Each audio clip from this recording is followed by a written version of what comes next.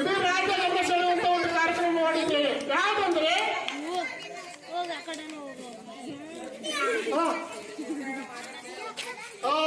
ಯಾವುದು ಶಿವಶರಣ ಮಾದರ ಚೆನ್ನಯ್ಯ ಪುತ್ಥಳಿ ಅನಾವರಣ ಮತ್ತು ಜಯಂತಿ ಕಾರ್ಯಕ್ರಮವನ್ನು ಇಡೀ ರಾಜ್ಯದ ಗಮನ ಸೆಳೆಯುವಂತ ಕಾರ್ಯಕ್ರಮವನ್ನು ಮಾಡಿದ್ದೇವೆ. ನಾವು ಶಿವಶರಣ ಮಾದರ ಚೆನ್ನಯ್ಯನ ಮೂರ್ತಿ ಯಾಕೆ ಕೂರಿಸಿದ್ದೇವೆ ಅನ್ನುವುದನ್ನು ನಾವು ಇವತ್ತಿನ ದಿನ ಬಹಳ ನೆನಪು ಮಾಡ್ಕೊಳ್ಳೋದು ಬಹಳ ಅವಶ್ಯಕತೆ ಇದೆ.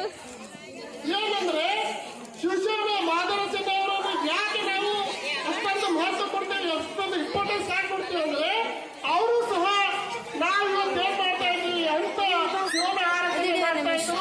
ಆ ಶಿವನ ಆರಾಧನೆ ಮಾಡಿ ಮಾಡಿ ಏನಾಯ್ತಂದ್ರೆ ಒಂದು ದಿನ ಅವರ ಮನೆಗೆ ಸಾಕ್ಷಾತ್ ಶಿವನೇ ಅಂಬಲಿಗೆ ಬರ್ತಾರೆ.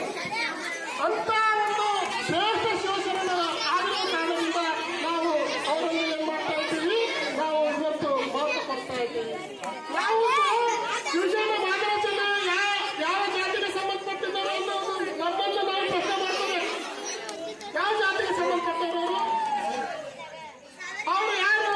ಏನು ಲಿಂಗಾಯತರಿದ್ದಾರ, ಏನು ಬ್ರಾಹ್ಮಣರಿದ್ದಾರ, ಏನು ಬೇರೆ ದೊಡ್ಡ ಜಾತಿಯವರು ಇದ್ದಾರೆ, ಯಾವ ಜಾತಿಯವರು ಇದ್ದಾರೆ ಅವರು ಸಹ ನಿಮ್ಮಂತ ಒಂದು ಜಾತಿಯನ್ನು ಮಾಡ್ತಾ ಇದ್ರು ಅಂದ್ರೆ ನಾವು ಯಾಕೆ ಮಾಡಬಾರ್ದು ಅನ್ನೋದನ್ನು ನಾವು ಇವತ್ತು ಪ್ರಶ್ನೆ ಮಾಡ್ಕೋಬೇಕು. ಇವತ್ತು ಶಿವಶರಣ ಮಾದರ ಚತ್ತು ನಾವು ಸಹ ಅದೇ ಒಂದು ಜಾತಿಗೆ ಸಂಬಂಧಪಟ್ಟವರ ಆಗಿದ್ದೀವಿ ಅಂದ್ಮೇಲೆ ನಮ್ಮಲ್ಲಿ ಅಂತ ಗುಣಗಳು ಯಾಕಿಲ್ಲ? ನಾನು 13 ವರ್ಷಗಳಿಂದ ಮಾಡ್ತಾ ಇದ್ದೀನಿ. ಒಂದೊಂದ್ಸರಿ ನನಗೆ ಸಂಕಟ ಆಗ್ತದೆ. ಏನಪ್ಪಾ ಅಂದ್ರೆ ನಾನು ಇಷ್ಟು ಮಾಡ್ತಾ ಇದ್ದೀನಿ, ಆದ್ರೆ ಜನ ಪ್ರತಿಕ್ರಿಯೆ ಏನಪ್ಪಾ ಅಂದ್ರೆ ಕೊಡೋದಿಲ್ಲ, ಒಂದೊಂದ್ಸರಿ ದುಃಖ ಆಗ್ತದೆ, ನೋವಾಗ್ತದೆ. ಆದ್ರೆ ನಾವು ಇವತ್ತು ಮಾದಿಗ ಸಮಾಜದವರಾಗಿ ಶ್ರೇಷ್ಠ ಇಡೀ ಜಗತ್ತಿನ ಒಂದು ಒಡೆಯನಾಗಿರುವಂತಹ ಶಿವನನ್ನು ಹೋಲಿಸಿಕೊಂಡು ಮತ್ತು ನಾವು ಅಂತ ಕೆಲಸ ಯಾಕೆ ಮಾಡ್ತಾ ಇಲ್ಲ ಅನ್ನೋದು ನನಗೆ ಒಂದು ಪ್ರಶ್ನೆ. ನಾವು ಸಹ ಅಂತ ಯಾಕೆ ಮಾತಾಡುದು? ನಮ್ಮ ಜಾತಿಯಲ್ಲಿ ಹುಟ್ಟಿ ಒಬ್ಬ ವ್ಯಕ್ತಿ 900 ವರ್ಷಗಳ ಮುಂಚಿತವಾಗಿ ಯಾವಾಗೇನಿತ್ತು ಅಸ್ಪೃಶ್ಯತೆ ಇತ್ತು. ಈಗಿನ ಹಾಗೆ ಏನಪ್ಪಾ ಅಂದ್ರೆ ಸ್ವಾತಂತ್ರ್ಯ ಇರಲಿಲ್ಲ, ಅಸ್ಪೃಶ್ಯತೆ ಆಚರಣೆ ಇತ್ತು, ಜಾತಿ ಅಂದ್ರೆ ಮುಟ್ಟಿಸ್ಕೊತಾ ಇರಲಿಲ್ಲ, ಊರು ಹೊರಗಡೆ ಇರ್ತಾ ಇದ್ರು. ಅಂತ ಸಂದರ್ಭದಲ್ಲಿ ಸಹ ಅವರು ಶಿವನನ್ನು ಆರಾಧನೆ ಮಾಡಿದರು, ಶಿವಭಕ್ತಿ ಮಾಡಿದರು. ಶಿವಭಕ್ತಿ ಮಾಡಿ ಶಿವನನ್ನು ಆರಾಧನೆ ಮಾಡಿ ಏನಪ್ಪಾ ನಾವು ಏನು ಯೋಚನೆ ಮಾಡ್ತೀವಿ, ಇವತ್ತು ಆರಾಧನೆ ಮಾಡಿದ್ರೆ ನಮ್ಗೆ ನಾಳೆ ದಿನ ಏನಾದ್ರು ಸಿಗ್ತಾರೆ ಅಂತ ಯೋಚನೆ ಮಾಡ್ತೀವಿ. ನಾಳೆ ದಿನ ಸಿಗಲಿಲ್ಲ ಅಂದ್ರೆ ನಾಳೆ ದಿನ ಏನ್ ಮಾಡ್ತೀವಿ, ಆ ಕೆಲಸ ಪೂಜೆ ಭಕ್ತಿ ಎಲ್ಲವನ್ನು ಇವತ್ತು ಮಾಡ್ತೀವಿ, ನಾಳೆ ಏನಾದ್ರು ಸಿಗ್ತಾರೆ ಅಂತ ನೋಡ್ತೀವಿ, ನಾಳೆ ಸಿಗಲಿಲ್ಲ ಅಂದ್ರೆ ನಾಳೆ ಬಿಟ್ಟು ಬಿಡ್ತೀವಿ. ಆದ್ರೆ ಶಿವಶರಣ ಮಾದರ ಚೆನ್ನಯ್ಯನವರು ಅಂತ ಅಸ್ಪೃಶ್ಯತೆ ಆಚರಣೆ ಇರುವಾಗ ಊರ ಹೊರಗಡೆ ಇಟ್ಟಂತ ಪರಿಸ್ಥಿತಿಯಲ್ಲಿ 60 ವರ್ಷಗಳ ಕಾಲ ಯಾವುದೇ ಶಿವನ ಒಂದು ಫಲ ಸಿಗಲಿದೆ ಇದ್ರೂ ಸಹ 60 ವರ್ಷಗಳ ಕಾಲ ಏನ್ ಮಾಡ್ತಾರೆ, ಶಿವನನ್ನು ಆರಾಧನೆ ಮಾಡ್ತಾರೆ. ಅವರ 60ನೇ ವಯಸ್ಸಿನಲ್ಲಿ ಸಾಕ್ಷಾತ್ ಶಿವನೇ ಅವರಿಗೆ ಪ್ರತ್ಯಕ್ಷವಾದಂತಹ ಒಂದು ಸಾಕ್ಷಾತ್ಕಾರವನ್ನು ಕೊಡ್ತಾನೆ. ಇವತ್ತಿನ ದಿನ ನಾವೆಲ್ಲರೂ ನಮ್ಮನ್ನೇ ನಾವು ಪ್ರಶ್ನೆ ಮಾಡ್ಕೋಬೇಕು. ಅವತ್ತು 900 ವರ್ಷಗಳ ಮುಂಚಿತವಾಗಿ ಅವರು ಮಾದರ ಚೆನ್ನಯ್ಯನವರು ಮಾಡಿದ್ರು, ನಾವೇ ಯಾಕೆ ಮಾಡ್ಲಿಕ್ಕೆ ಆಗ್ತಾ ಇಲ್ಲ? ಇವತ್ತು ನಮಗೆ ಆ ಒಂದು ಭಕ್ತಿಯನ್ನು ಆಚರಣೆ ಮಾಡಲಿಕ್ಕೆ ನಮಗೆ ಏನು ತೊಂದರೆ ಇದೆ, ನಾವು ಏನು ಅಡಚಣೆ ಇದೆ ಅನ್ನೋದನ್ನು ನಾವು ಪ್ರಶ್ನೆ ಮಾಡ್ಕೋಬೇಕಾಗಿದೆ. ಆದ್ರಿಂದ ನಾನು ಇವತ್ತು ಇಷ್ಟೇ ಹೇಳೋದು, ನಾವು ಏನಪ್ಪಾ ಅಂದ್ರೆ ನಾವು ಯಾರಿಗಿಂತಲೂ ಒಂದು ಕಡಿಮೆ ಅನ್ನುವಂಥ ಮನಸ್ಥಿತಿ ಇರಬಾರ್ದು. ನಾವು ಸಹ ಏನಂದ್ರೆ ಇವತ್ತು ಒಂದು ಗಿಡ ಬೆಳೆಸ್ತೀವಿ, ಒಂದು ಬೀಜ ಇಟ್ಟಿದ್ದೀವಿ ಅಂದ್ರೆ ನಾವು ಒಂದು ಪ್ರಶ್ನೆ ಮಾಡ್ತೀವಿ, ನಾಳೆ ದಿನನೇ ಒಂದು ದೊಡ್ಡ ಹೆಮ್ಮರ ಆಗ್ಲಿಕ್ಕೆ ಸಾಧ್ಯ ಇದೆಯಲ್ಲ? ನಾಳೆ ದಿನನೇ ಹೆಮ್ಮರ ಆಗಿ ಒಂದು ಹಣ್ಣು ಕೊಡೋದು, ಹೂವು ಕೊಡೋದು ಮಾಡ್ತದ? ಎಂದಿಗೂ ಸಾಧ್ಯ ಇಲ್ಲ.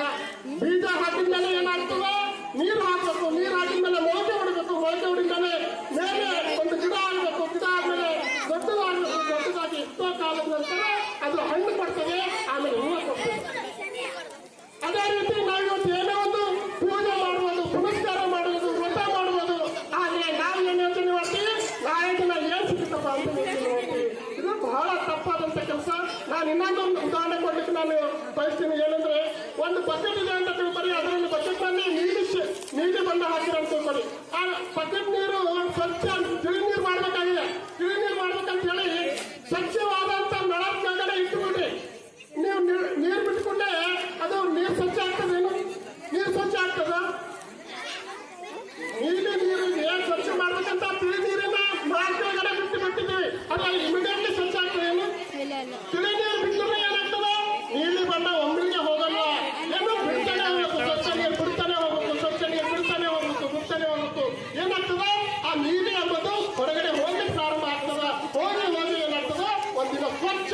ಆಗ್ತದೆ. ಅದರಲ್ಲಿ ನೀವು ಬಂಗಾರ ತೋರಿಸಬೇಕು ಕಾಣ್ತದೆ, ಅದರಲ್ಲಿ ಕಳ್ಳಿ ತೋರಿಸಬೇಕು ಕಾಣ್ತದೆ, ವಜ್ರ ತೋರಿಸಬೇಕು ಕಾಣ್ತದೆ. ಅದೇ ರೀತಿ ನಮ್ಮಲ್ಲಿ ಎಷ್ಟೊಂದು ಕರ್ಮಗಳಿವೆ, ಎಷ್ಟೊಂದು ಅಶುದ್ಧತೆ ಇದೆ, ಜನ್ಮಗಳ ಕರ್ಮಗಳಿವೆ. ಎಲ್ಲವೂ ಒಂದು ದಿನದಲ್ಲಿ ಏನಪ್ಪಾ ಅಂದ್ರೆ ನಾಶ ಆಗೋದಿಲ್ಲ. ನಾವು ನಿರಂತರವಾಗಿ ಭಕ್ತಿಯ ವ್ರತದ ಶಿವನ ಒಂದು ಆರಾಧನೆಯನ್ನು ಮಾಡುತ್ತಾ ಆ ನೀರನ್ನು ಹಾಕ್ತೇವೆ ಅಂದ್ರೆ, ಸ್ವಚ್ಛವಾದಂತ ನೀರನ್ನು ಹಾಕೋತ ಹೋದ್ರೆ ಅದು ಒಂದಿನ ನಮ್ಮ ಅಂತರಂಗ ಶುದ್ಧ ಆಗ್ತದೆ. ಆವಾಗ ಅಲ್ಲಿ ನಾವು ಶಿವನನ್ನು ನೋಡಿದ್ರೆ ಶಿವ ಕಾಣ್ತಾನೆ, ಪಾರ್ವತಿಯನ್ನು ನೋಡಿದ್ರೆ ಪಾರ್ವತಿ ಕಾಣ್ತಾನೆ, ಒಂದು ದೊಡ್ಡ ಬಂಗಲೆಯನ್ನು ನೋಡಿದ್ರೆ ಬಂಗಲೆಯನ್ನು ಕಾಣ್ತದೆ, ಒಂದು ಬೆಳ್ಳಿ ಬಂಗಾರ ಶ್ರೀಮಂತಿಕನು ನಮಗೆ ಲಭಿಸ್ತದೆ. ಯಾವಾಗ ಅದು ಅಂತರಂಗ ಶುದ್ಧ ಆದಾಗ. ಆ ಅಂತರಂಗ ಶುದ್ಧ ಆಗಬೇಕಂದ್ರೆ ನಿರಂತರವಾದಂತಹ ಭಕ್ತಿ ವೃತ ನಿಯಮವನ್ನು ನಾವು ಪಾಲನೆ ಮಾಡಬೇಕಾಗ್ತದೆ. ಆದ್ರಿಂದ ಇವತ್ತು ಬೀಜ ಬಿಟ್ಟು ನಾಡಿನ ದೊಡ್ಡ ಹೆಮ್ಮರ ಆಗಬೇಕಂತ ಹೇಳಿ ಯಾರು ಒಂದು ಯೋಚನೆ ಇದ್ರೆ ಅದನ್ನು ತೆಗೆದುಬಿಡ್ರಿ, ಅದು ಎಂದಿಗೂ ಸಾಧ್ಯ ಇಲ್ಲ. ಆದ್ರೆ ನಮ್ಮ ಒಂದು ನಿರಂತರವಾದಂತಹ ಪ್ರಯತ್ನ ಯಾವಾಗಲೂ ಇರಬೇಕು. ಆ ಕಾರಣದಿಂದಲೇ ಎಷ್ಟೋ ನನಗೆ ಪ್ರೋತ್ಸಾಹ ಸಿಗಲಿ ಇರಲಿ, ಆದರೂ ಸಹ 13 ವರ್ಷಗಳಿಂದ ನಾನು ಮಾಡ್ಕೊತ ಬಂದೇನೆ. ಒಂದೇ ಒಂದು ಏನಂದ್ರೆ, ನಾನು ಈ ಜಾತಿಯಲ್ಲಿ ಹುಟ್ಟಿದ್ದೇನೆ. ಯಾಕೆ ಹುಟ್ಟಿದ್ದೇನೆ ಅಂದ್ರೆ ದೇವ್ರು ಹುಟ್ಟಿಸಾನ, ಇಲ್ಲಿ ಹೋಗಿ ಏನೋ ಒಂದು ಕೆಲಸ ಮಾಡಂತ ನನಗೆ ಹುಟ್ಟಿಸಾನ. ಅದಕ್ಕೆ ನಾನು ಮಾಡ್ಬೇಕಪ್ಪ ದೇವ್ರ ಕೆಲಸ ಅಂತ ಹೇಳಿ ನಾನು ಏನಪ್ಪಾ ಅಂದ್ರೆ ಮಾಡ್ತಾ ಇರೋದು. ಆದ್ರಿಂದ ದಯವಿಟ್ಟು ತಾವು ನನ್ನ ವಿಚಾರಗಳನ್ನು ಅರ್ಥ ಮಾಡಿಕೊಂಡು ನಿರಂತರವಾದಂತಹ ಒಂದು ಭಕ್ತಿಯನ್ನು, ನಿಯಮಗಳನ್ನು, ವ್ರತಗಳನ್ನು ನಾವು ಪಾಲನೆ ಮಾಡೋಣ. ಆ ರೀತಿ ನಾವು ವ್ರತ ನಿಯಮ ಪುಣ್ಯ ಕೆಲಸ ಮಾಡ್ತಾನೆ ನಿರಂತರವಾಗಿ ಮಾಡ್ತಾ ಹೋದಾಗ ನಮ್ಮಲ್ಲಿರುವಂತಹ ಅಂತರಂಗದ ದೋಷಗಳು, ಕಲ್ಮಶಗಳು ಎಲ್ಲ ಶುದ್ಧವಾಗಿ ಒಂದು ದಿನ ಅಂತರಂಗ ಶುದ್ಧ ಆಗ್ತದೆ.